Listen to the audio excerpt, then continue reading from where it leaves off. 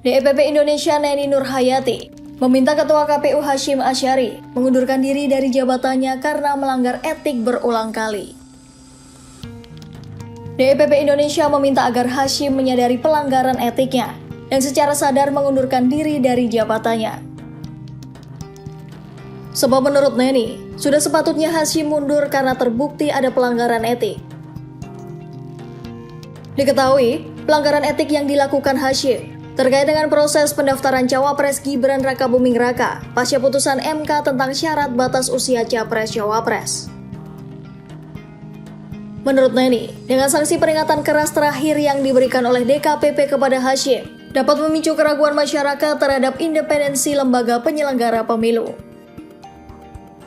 Neni juga menyatakan, Hasyim semestinya juga merasa malu saat para akademisi telah menyerukan etika politik yang seharusnya tercermin dari penyelenggara pemilu namun justru ia langgar. Sebelumnya, DKPP menjatuhkan sanksi peringatan keras terakhir pada Ketua KPU Hasyim Asyari karena terbukti melanggar kode etik terkait proses pendaftaran Capres-Cawapres. Hasyim dilaporkan terbukti melakukan pelanggaran kode etik dan pedoman perilaku penyelenggara pemilu.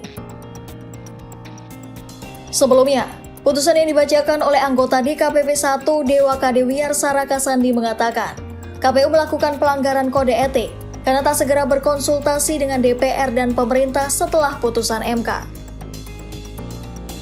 Padahal putusan MK tersebut berdampak terhadap syarat calon peserta Pilpres yang mana akan mengubah peraturan KPU sebagai pedoman teknis pelaksanaan pemilu 2024.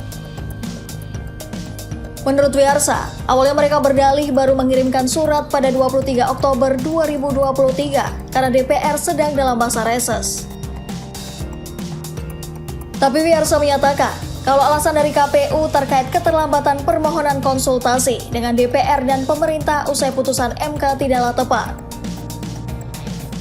Diketahui, pelanggaran etik ini adalah pelanggaran ketiga yang dilakukan Hasyim. Sebelumnya, Hasyim pernah dinyatakan melanggar kode etik penyelenggara pemilu karena bertemu dengan peserta pemilu Hasnaini Moid. Lalu pelanggaran kedua yang dilakukan Hasyim adalah tidak mengakomodir keterwakilan calon anggota legislatif perempuan dan tidak mematuhi putusan MA yang diajukan masyarakat.